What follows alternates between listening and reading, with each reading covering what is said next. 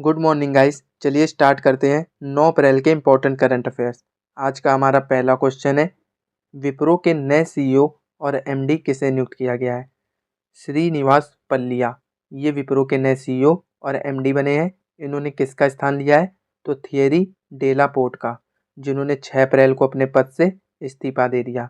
अब देखिए, विप्रो का मुख्यालय कहाँ है? बेंगलोर में, और इसकी स्थापना हुई थी 29 दिसंबर 1945 को, और इसके संस्थापक हैं एम एच प्रेम जी। अब ऑप्शन देखिए, किशोर मकवाना ये राष्ट्रीय अनुसूचित जाति आयोग के अध्यक्ष हैं, और अजय मणिकराव खानविलकर ये भारत के लोकपाल हैं, और नवनीत सहगल ये प्रसार भारती के अध्यक्ष हैं। तो याद रखिएगा। अगला क्वेश्चन देखते हैं, हांगकांग रग्बी सेवन्स में पुरुष और महिला दोनों वर्ग का खिताब किस देश ने जीता है? तो ये खिताब जीता है न्यूजीलैंड ने, और न्यूजीलैंड की पुरुष टीम ने फ्रांस को 10-7 से हराकर जीत हासिल की, और न्यूजीलैंड की महिला टीम ने संयुक्त राज्य अमेरिका को 36-7 से हराकर जीत हासिल की। अगला क्वेश्चन देखते हैं, मनसुख मंडाविया की किस वर्ष तक यूरिया आयात को समाप्त करने की योजना है? मनसुख मंडाविया ये स्वास्थ्य मंत्री हैं और साथ में उर्वरक मंत्री भी। तो इन्होंने 2025 तक यूरिया आयात को समाप्त करने की योजना बनाई है। अगला क्वेश्चन देखते हैं, हाल ही में स्लोवाकिया के अगले राष्ट्रपति कौन बनेंगे? तो स्लोवाकिया के अगले राष्ट्रपति पीटर पेलेग्रिनी बनेंगे। अब देखिए, ये रहा स्लोवाकिया का मैप। यहाँ की राजधानी है ब्रातिस्लावा, और यहाँ की करेंसी है यूरो, और स्लोवाकिया का एरिया कितना है? तो 49,035 स्क्वायर किलोमीटर। आगे देखिए, आपको 2024 के जनवरी फरवरी मार्च जितने भी प्राइम मिनिस्टर और प्रेसिडेंट बने हैं वो रिवाइज कराता हूँ, तो ध्यान से सुनिएगा। सेनेगल के प्राइम मिनिस्टर बने हैं उस्मान सोनको, और मिस्र के तीसरी बार राष्ट्रपति बने Abdel Fattah el Sisi. Democratic republic of Congo की प्राइम मिनिस्टर बनी है जुडिथ सुमिनवा तुलुका, और सेनेगल के राष्ट्रपति बने हैं बासिरो डियोमाए फे। पुर्तगाल के प्राइम मिनिस्टर बने हैं लुइस मोंटेनेग्रो, और आयरलैंड के नए प्राइम मिनिस्टर बने हैं साइमन हैरिस।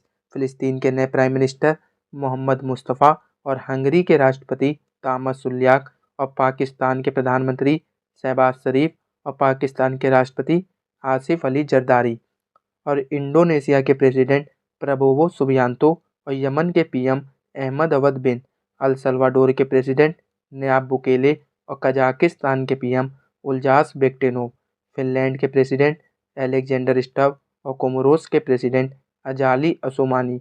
ग्वाटेमाला के नए प्रेसिडेंट बने हैं बर्नार्डो एवेरेलो। ताइवान के प्रेसिडेंट लाई चिंगते। फ्रांस के सबसे युवा और पहले समलैंगिक प्रधानमंत्री ग्रेबियल एटल।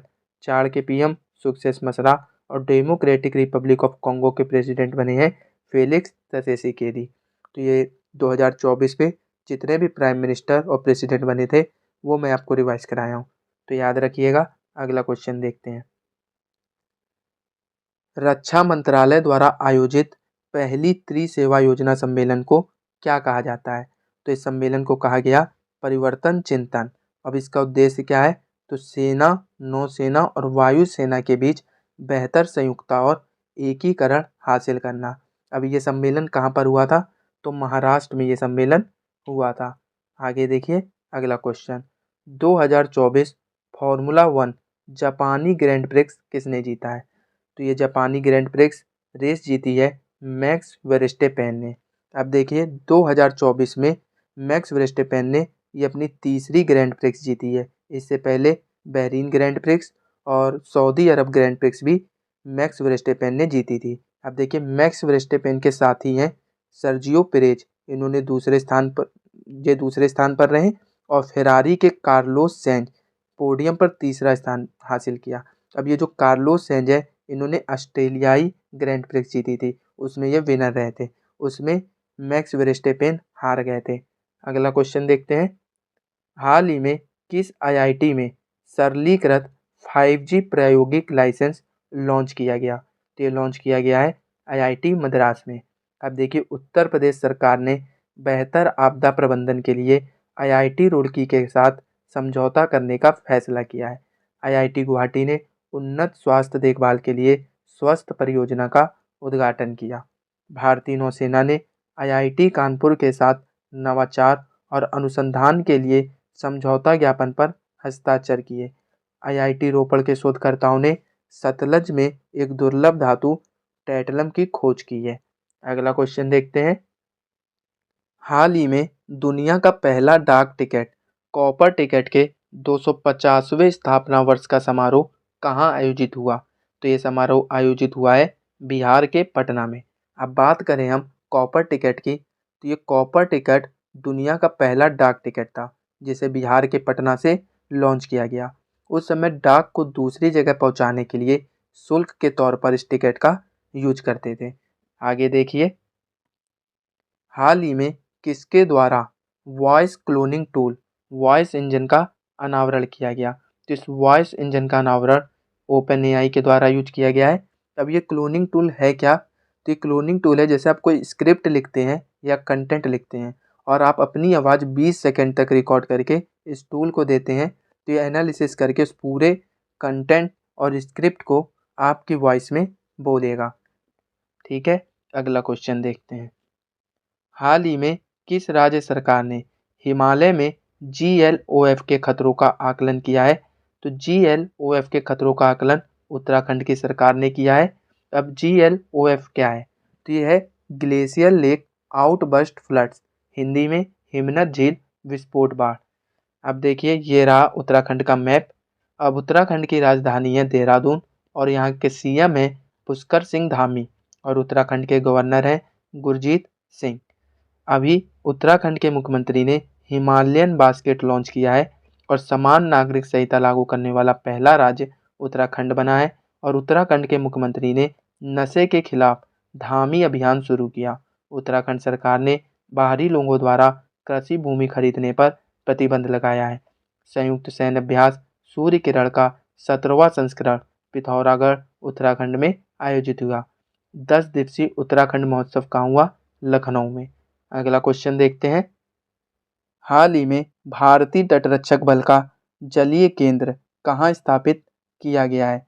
तो ये जलीय केंद्र तमिलनाडु में स्थापित किया गया है और भारतीय तटरक्षक बल के जो डायरेक्टर जनरल हैं राकेश पाल, इन्होंने तमिलनाडु के रामेश्वरम के पास ICGS मंडपम में भारतीय तटरक्षक बल के जलीय केंद्र का उद्घाटन किया। अब देखिए, भारतीय तटरक्षक बल ये कब बना था? 1 फरवरी 1977 को। और इसकी स्थापना किस समिति के सिफारिश पर हुई थी? तो रुस्तम जी समिति के। इसका उद्देश्य था बनाने का कि समुद्र में तस्करी और अवैध गतिविधियों से निपटना। अब देखिए, जो भारतीय तटरक्षक बल का पहला जहाज था उसका नाम क्या था? ICGS कुठार और इसके पहले महानिदेशक थे VA कामत। इसका मुख्यालय है न्यू दिल्ली में। अगला क्वेश्चन देखते हैं। हाल ही में बृहस्पति के किस चंद्रमा पर ओजोन गैस की खोज हुई है? तो ये खोज हुई है कैलिस्टो पर। अब देखिए, गुजरात के अहमदाबाद में एक लेबोरेटरी है जिसका नाम है भौतिक अनुसंधान लैब। इन्होंने अभी बृहस्पति के उपग्रह कैलिस्टो के ऊपर ओजोन गैस की खोज की है। तो ये था करंट से क्वेश्चन। अब कुछ स्टैटिक देखते हैं। तो ओजोन, इसे O3 से डिनोट करते हैं। अगर पृथ्वी की बात करें तो ओजोन कहाँ मिलती है? तो ओजोन वायुमंडल के ऊपरी परत समतापमंडल में पाई जाती है। और वातावरण में ओजोन की मात्रा मापने के लिए किस इकाई का उपयोग किया जाता है? तो डाप्सन इकाई का उपयोग किया जाता है। अब ओजोन का कार्य क्या है? तो ये सूर्य की हानिकारक पराबैंगनी विकिरण से हमें बचाती है। अगर ये किरण हमारे बॉडी पर पड़ जाए तो हमें स्किन कैंसर हो जाएगा। अब देखिए, ओजोन परत का क्षरण हो रहा है, इसका मुख्य कारण क्या है? क्लोरोफ्लोरोकार्बन। अब ये क्लोरोफ्लोरोकार्बन कहाँ से आता है? तो फ्रिज हो गया, AC हो गया, इससे क्लोरोफ्लोरोकार्बन निकलता है। अब कनाडा के मॉन्ट्रियल में 16 सितंबर 1987 को एक प्रोटोकॉल हुआ जिसे मॉन्ट्रियल प्रोटोकॉल भी कहते हैं। इसमें ओजोन परत के क्षरण के बारे में बात की गई। अब वर्ल्ड ओजोन डे ये 16 सितंबर को मनाते हैं। ठीक है, अगला क्वेश्चन देखते हैं। पंजाब के किस जिले में निवासियों को चुनाव संबंधी जानकारी प्रदान करने के लिए विशेष वेबसाइट बूथ राब्ता शुरू की गई? तो ये विशेष वेबसाइट बूथ राब्ता मलेरकोटला में शुरू की गई है।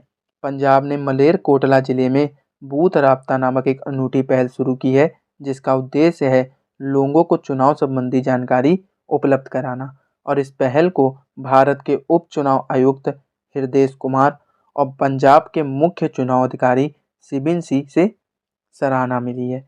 अगला क्वेश्चन देखते हैं।